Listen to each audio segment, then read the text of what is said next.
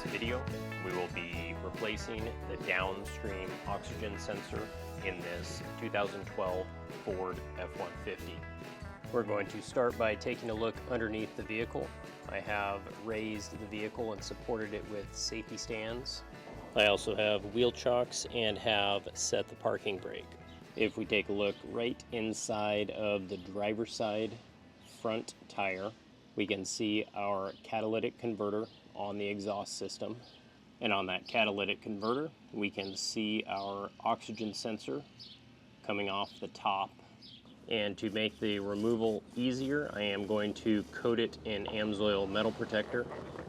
And I'm also going to cut the oxygen sensor wire.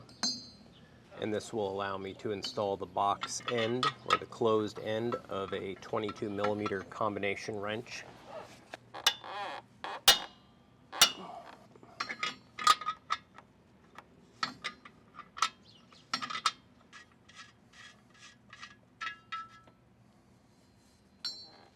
And if we follow the length of the rest of that oxygen sensor wire, we can follow that to our wiring harness.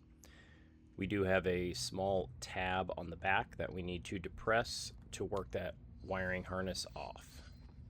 And we can compare our old oxygen sensor to our new one.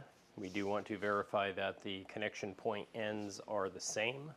And our new sensor does have anti-seize already installed. And we can then install our new oxygen sensor into the location that it needs to go. We do want to start this by hand and rotate it in as far as we can by hand first. And I do have enough room to get a torque wrench on it. This gets torqued to 35 foot-pounds. And we can then reconnect that wiring harness, and this repair should be complete.